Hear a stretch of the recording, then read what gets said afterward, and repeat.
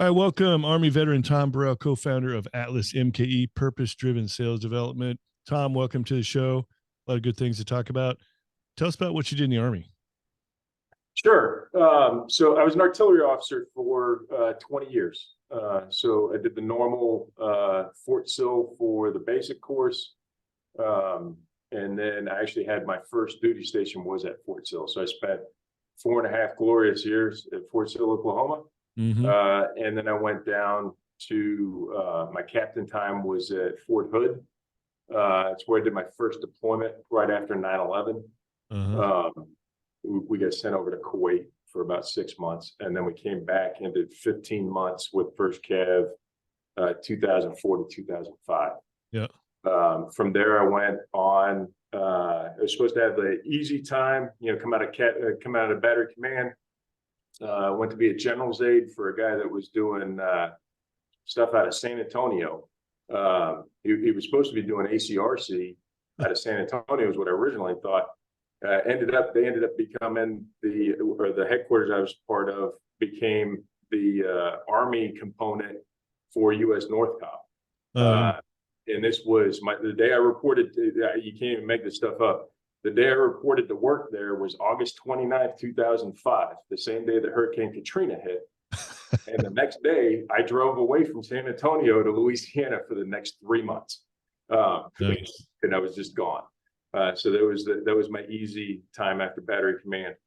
I went from there to Fort Leavenworth, nothing special out of that. And then I did my major time in Fort Campbell. So I did my penance at the division. First off, 2008 to 2009, I was in Bagram, Afghanistan. And then I went down to a brigade, 2nd Brigade Strike. And I did all the normal FA jobs. So as a brigade FSO, I was a battalion XO first, and then an S3, just out of timing. The guy that I was 3 in XO with had just started as the 3. So we just flip-flopped in the middle of a deployment to Kandahar in 2010 to 2011. Awesome. After that, came back, I started doing ROTC in the Chicagoland area. Mainly because my wife looked at me and said, "Hey, I found a job in Chicago. If you really want to live with me, I'm not going to follow you anymore. You're going to have to come to Chicago."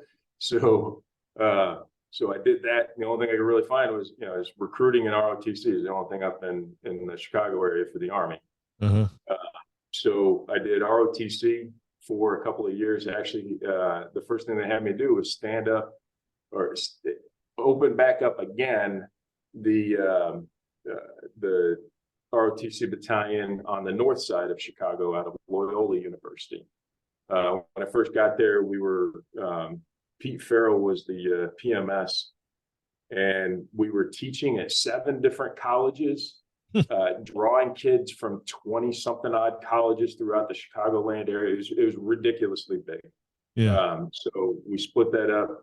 The only cool thing I like to say about that was I was actually able to stand up Loyola quicker than so at a time when they were not doing any expansion, only cutting back programs. The only ones they were growing was in Chicago and New York City. And New York City was the city colleges in New York, backed by General Powell. And I actually got Loyola done before General Powell got the City University of New York done.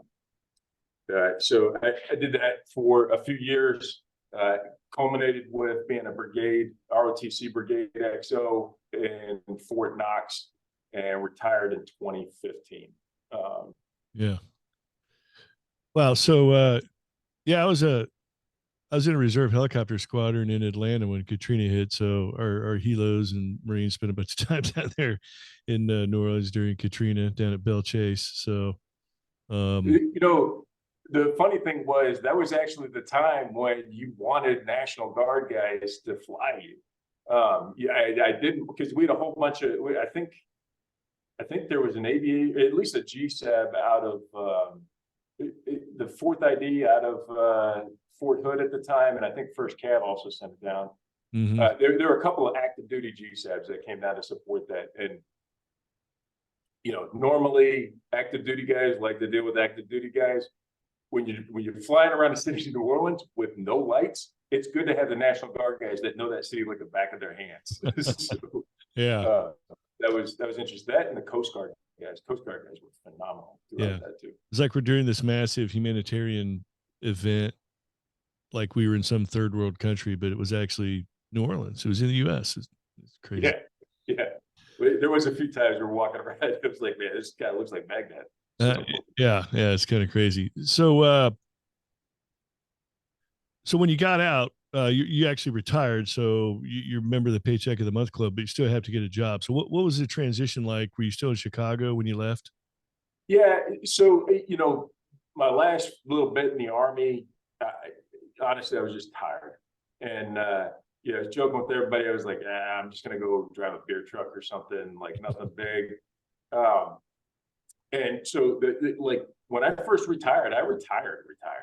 Mm-hmm. And I think that I put up with that for like maybe about a month or two. And then I got bored because I got all the stuff done around the house, and I pretty much just realized that I was just ready for a real vacation. Right. And so then I just started looking around, and the first job I actually went back to January of 2017. I actually started with Allstate. I was a project manager for Allstate. Uh-huh. Okay. Yeah. So keep walking us through that.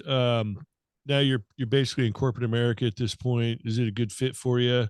And Yeah, where did this entrepreneurship thing come from? It was tough breaking through. And I think the hard part, being the guy on the inside coming out, and not really knowing what that game is all about.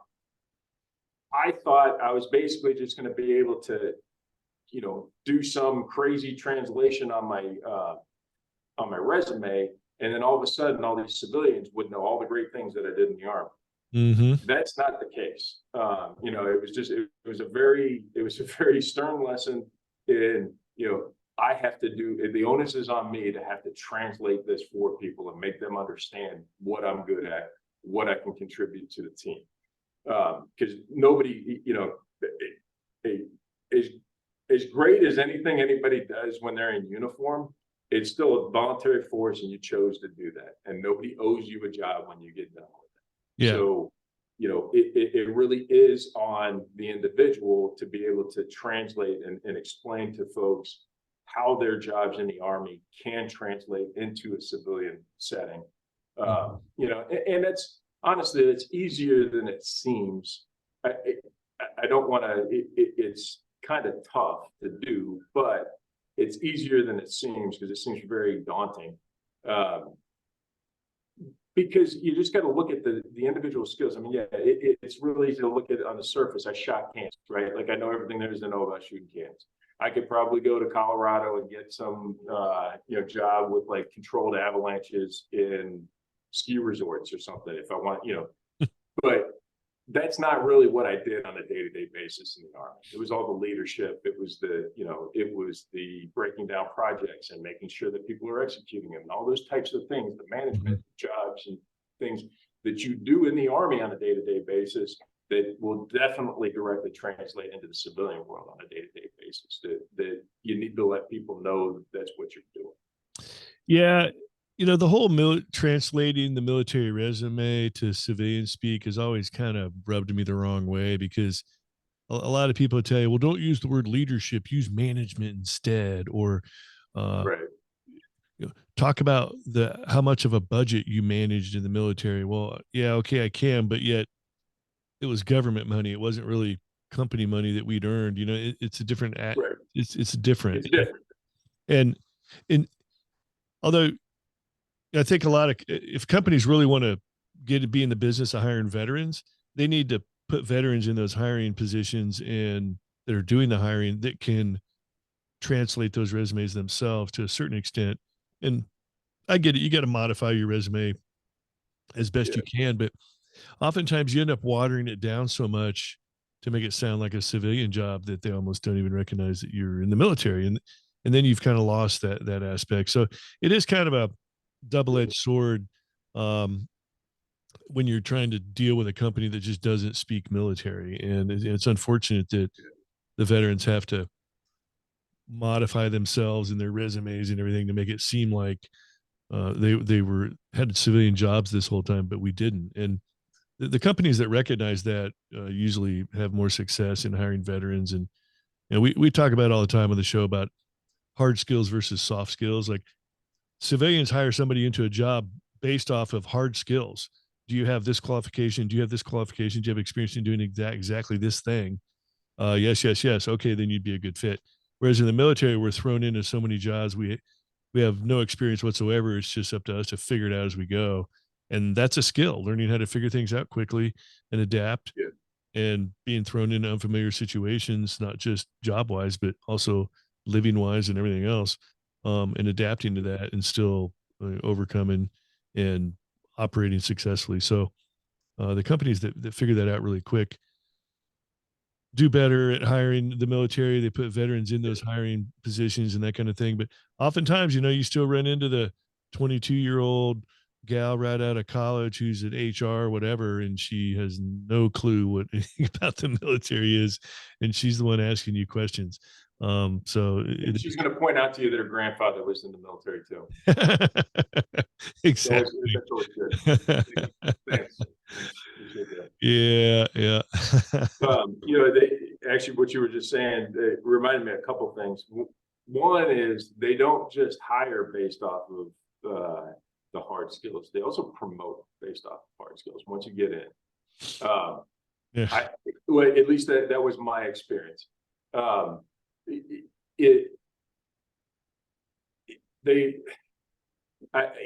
at least heard the folks at Allstate like acknowledging it at the institutional level. The CEO, I remember, got up and talked about one time where he was like, we promote people the wrong way. How do we get the person who leads the actuaries? Well, you take whatever actuary is doing the best, and then you put them in charge of the rest of the actuaries, and that's kind of how we do it. Even though those are different skills to have, being the leader versus the doer. Yeah. So they were starting to acknowledge it, but I was still seeing a lot of that. It was still very much you were getting promoted based off of the hard skills, also, not just hired. Hard skills are more tangible. It's a bullet on a fit rep. It's initials after your name. Yep. It's like rank or MOS. It's tangible things that people can relate to. Oh, he's a great boss is something that's hard to promote off of, but so if you let people get away with just making lazy statements like he's a great boss, why is he a great boss? If you start digging into that, then people can actually do that and start to quantify it. Even if you're not quantifying, you're at least qualifying the skills that person has that would make them good at the next level. Yeah. Why is this department performing so well? It's because of the leadership. Who's in charge? Right. This person. Okay, let's promote them. But you have to quantify and qualify all that information, and you have to be paying attention to who's in the head shed to those things. And it's just one of those softer skill, like fitness reports. Like who gets promoted? Fitness reports have lots and lots of words on them. Yeah. Can you back up all those words? I mean, theoretically, the fitness report system is supposed to help the best get promoted, and we all know that's not always the case. But the cream rises to the top, and the ones that are at the very bottom always are pretty obvious too. But it's all that big chunk in the middle that's really hard to decipher sometimes. So, anyways, where did all this entrepreneurship stuff come from? And before you answer that, we're going to take a quick break, and we'll be right back. So give you a chance to think about that. Yeah.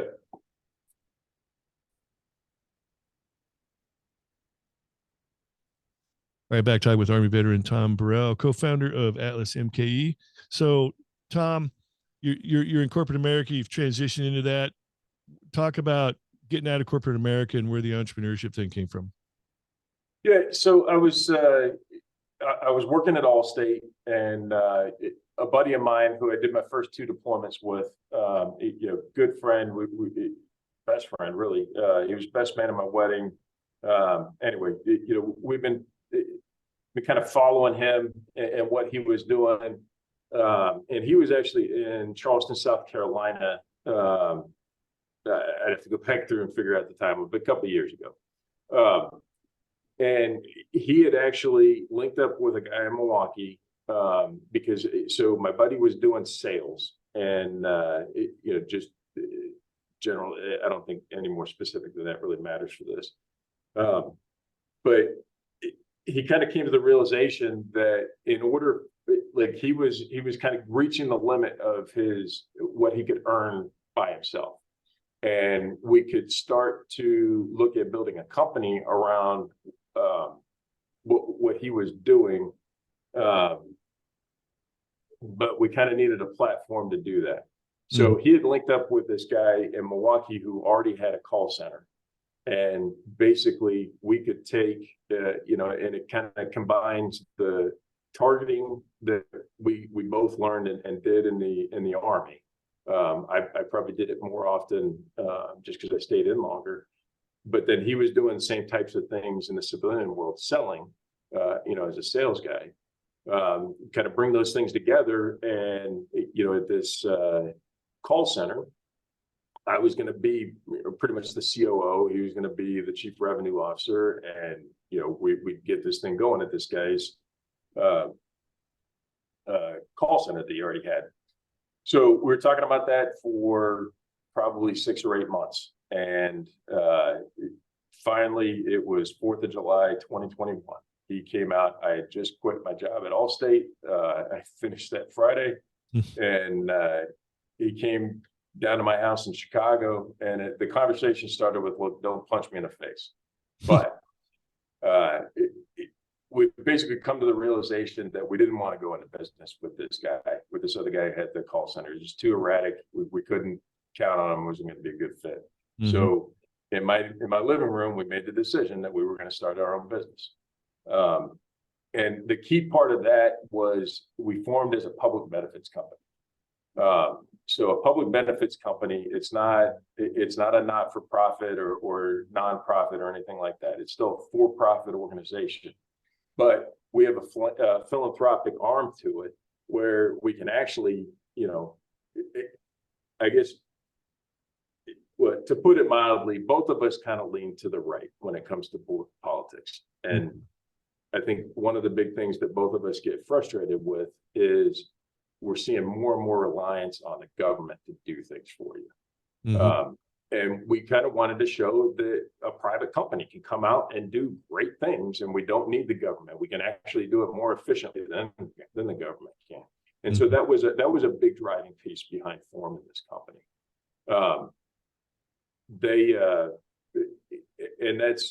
That was really what pushed me, I feel like, into it. I mean, it's good going into business with people that you like. All that was going to work out. And oh, by the way, if we can do some good with this too, and not just be, another entity that's just sucking money away from people. So that's how we formed, and we're still partnered. We partner with local organizations, local nonprofits, and everything. And once a quarter, we take our folks out and we go volunteer. We go do we had a women and children's homeless shelter that we went over and basically did like spring cleaning and stuff. We do things with the Humane Society here. A lot of different things. We've actually done some calling and everything for a few different organizations also. One of those being GLASA, it's the Great Lakes Adaptive Sports Association. They do a lot of things with amputees playing sports and everything. A lot of stuff veterans can take advantage of up in this area. So it's good to do a lot of good things. It's not just another job. It's not just another company that you come to work for. You can actually feel like you're actually giving back to the community too. Awesome. Now, so Atlas MKE, purpose-driven sales development. What exactly do you guys do on the for-profit side? I should probably get into that. Yeah, so we're a call center. So we do B2B cold calling for companies. We don't get into direct to customer stuff because it gets too complicated with all the phone regulations and Yeah. do not call lists and stuff. So we stick at the business to business level, but we sell stuff. I'm trying to think of some stuff that I can share. For instance, whatever the company might be selling, right? Like if they actually, one good one is we work with this company out of South Carolina that's doing container farms. So they sell the whole containers. They also do all the software that runs it, the hydroponics and all that stuff. That's magic to me. But so we're calling up different farms and everything to see if they want to either buy setting up a meeting to talk to these folks about potentially buying either new containers or the software that runs all the equipment that keeps everything autonomous. Huh. So we do all the cold calling for them, get all that stuff out of the way, basically get people on the hook, and then set them up for the company that we're working for's closers so that they can close the deal. So yeah, interesting. I never really thought about a business to business call center. Everybody assumes call centers are business to consumer because that's what we're always hit with. Yeah, it's interesting too, because we're outbound and not inbound. Like a lot of times when people think about call centers, it's inbound. Sure. And inbound call centers, you could potentially, in an age where everybody wants to work from home, we're kind of at the point where we can't really do that, because inbound, the pace of the calls coming in kind of keeps folks engaged and doing those things. With us, it's just about minimizing distractions and just getting them, volume of calls out there that we need to. So, if you got somebody at home, they're going off to the kitchen to grab something to eat. It's not a very efficient process to do work from home from. Yeah. So, I've run my podcast out of the house for a long time, but I now have an office, and I just like. there's a lot of things you can do from home, but no doubt, yeah. But even all the kids are out of the house, no animals, an empty house is still a distraction. The TV's there. I don't know what it is, but it's just nice to be able to come to your office. But hey, working from home works for a lot of people, and you get work that's awesome. Especially depending on what kind of business you're in. Yep. Yeah. So what is you guys are hiring a lot of veterans, right? We haven't. No. We haven't. Honestly, it's just I wouldn't say they're impossible to find, but it's harder to find up here. Veterans. I mean, Milwaukee, yeah. Yeah, there's some, but we haven't made a particular push. I have reached out. I haven't gotten a whole lot of traction from it. I was trying to get some part-time callers in from like the ROTC department at Marquette or something like that. So I have talked to those folks, but we haven't put any specific things out, specific campaigns for hiring veterans. So you guys have some kind of magic sales formula, a process for you. You actually come in. You're actually doing calls for a lot of different kinds of businesses. So you learn business, learn their business model, and then where you guys will fit into that, and then you guys go to work. Yeah, and that's honestly, I mean, like I alluded to before, we draw a lot of our targeting stuff. I mean, a lot of people freak out when I say this, but the steps are the same. Like whether you're targeting somebody to end with a boom or you're targeting somebody to change their mind, the steps are all the same. We're just not killing the people at the end of the process here. So we are using a lot of the stuff that we learned in the military. We learned and refined in the military because if the Army is good for anything, that place has got some refined processes. So if I can steal them, I'll steal them. And too often, business owners, especially new entrepreneurs, they fail to realize that business is full of processes. They think they're out on the edge inventing something new, but all the stuff that goes on behind the scenes is still business processes, especially things like bookkeeping and everything else.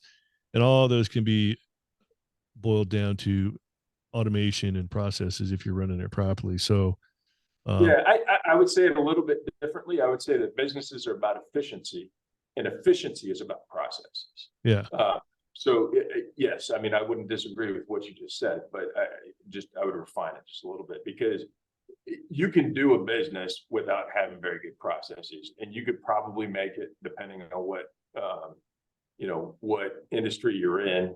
Some are more forgiving than others, but you're really not going to maximize the potential of that business until you actually start looking at your processes and getting yeah, those hammered. and that often comes into play if you want to try to scale it. Right. Oh yeah, Processes definitely. in place, then you Yeah, can because run a you're small not. business because you got a few people that are really good at what they do. But if it's just them that's good, that's only going to go so far. You can't scale to a point of really being able to grow the business. Yeah, they end up impaling themselves and trying to work themselves to death is what happens. Yeah, So got to do it yeah. all. Got to do it all. Yep. So, what are some other things you can tell us about Atlas MKE and some types of successes, volume, size, growth? Well, the cool thing is we're not getting, so we're pretty much just about 2 years in. Mhm.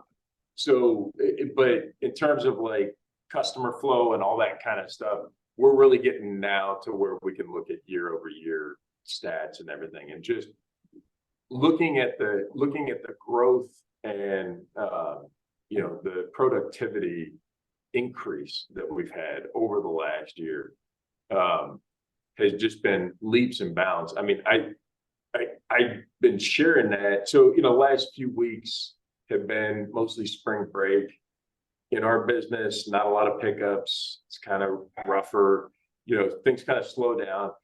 But, I've been talking to our callers. I'm like, you realize, because if I pull out the percentages, like people, they look like made up numbers. I mean, they're thousands of percent better than we were last year at this time.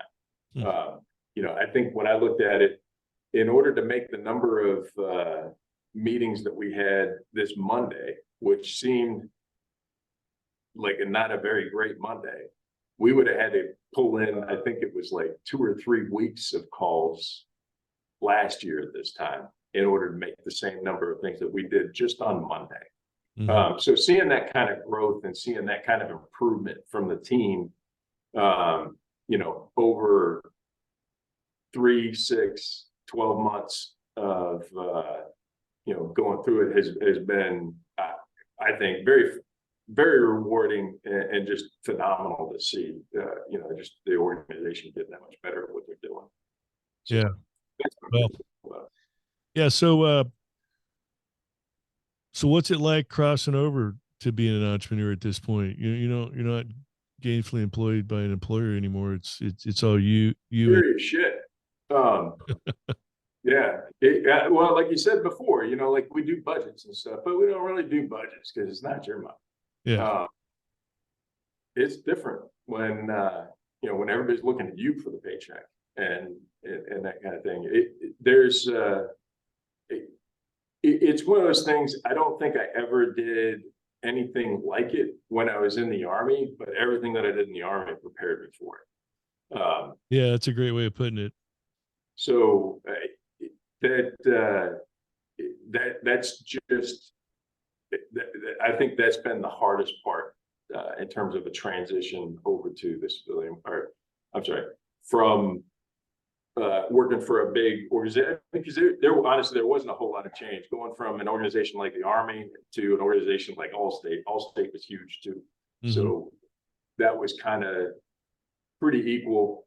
The only thing that cracked me up about that was I loved how everybody used to like tell me, hey, Allstate's not like the Army. The civilian world is not like the Army. And I'd always point out to people who were saying that I'm the only one that's been in both worlds. So I don't know how they know that. Because there's a lot of things that are the same, because people are people everywhere. Yep. And most of what you're dealing with on a daily basis is just people issues. They're not really, specific to civilian world or the military. But making that leap into being an entrepreneur, the paycheck piece, the where is the funding coming from? That has been the biggest part to adjust to, and that is just it's just different. Like you don't encounter that when you're in the military. Like I said, I think everything you do in the military prepares you for that, but you won't have done anything like that before. Yeah. Um, what are some of the key things you believe your military career did actually to prepare you for diving into entrepreneurship? Well, and this kind of goes back to like you were talking about before with the transition. And where I was saying, like, you really have to do a better job of explaining to people. So when I got into interviews, I actually got to the point where I would start off with, you know, I if they had a class on how to how to teach civics to middle-aged Iraqi men, I missed that in school. Or if there was a class on how to make an Afghan farmer's life better, I missed that one in school too. Or if there was one about how do you evacuate and then repopulate an American city after a natural disaster that just absolutely levels it. Yeah, I guess I was absent on that day. But the big thing that the Army did do was it put me in a bunch of situations where I had absolutely no idea what to do, and I had very little guidance, other than maybe like a roughed out, this is what I want it to look like when you're done. Yep. And then just go in and figure it out. And I feel like that, it was 20 years of just going in and, all right, dump it on me and figure it out, because that's kind of what we were doing all the time. And that makes you absolutely invaluable in the civilian world, just because most people will not put up with that kind of, like, they won't have that flexibility. They won't bring that flexibility to the table. If you can come with an attitude of, I don't have a clue how I'm going to do this, but you know what? We'll figure it out together. Right. People love that, and you don't get that in the civilian world. You get people that, everything gets packed the same way in their lunchbox every day, and they come and they sit in the same spot, and they've been sitting in the same chair for the last 35 years. And if you change any of that, they're going to have a strongly worded email that's sent to you so that you understand how horrible you've been to their, how horrible you've made their day. That's what you deal with. That's the kind of people that you deal with in corporate America. So I think understanding that it's all about flexibility, it's all about mission accomplishment, and approaching things that way, just approaching life that way, I think it's probably the biggest thing that the Army gives you in order. The way the military gives you an advantage over the civilian world. Awesome. Well, that's well put. So how do we find out more about Atlas MKE? Where do we find you? How do you find out more about it? www.atlasmke.com, and you can read all about us. Simple enough. All right. Well, hey, Tom, we're out of time. Do you want to give you the last word? If you're talking to somebody still in the military or on their way out, or maybe they landed in corporate America and they're trying to get out of the cube farm, looking to get into business ownership, entrepreneurship, what kind of advice comes to mind? Everybody, I'm a firm believer that nobody who has ever spent any time in the military, nobody's ever volunteered to go into the military, should have to work as a greeter at Walmart. If that's what if they want to do something else, they should be able to do it. If that's what they want to do, fine, go ahead and do that. But there's a place for everybody coming out of the military. I mean, what you don't realize when you're in the military is actually how elite of a group that you're in. You're in with some really good people, and as bleak as it may feel like when you first get out, you'll find a spot for you to land, and it'll be okay. Awesome. Well, hey, Tom, thanks for sharing your entrepreneurial success story. Look forward to future success of you and your Christian, your business partner, and Atlas MKE. Yeah. All right. All right. Thanks. These two veterans are Oscar Mike.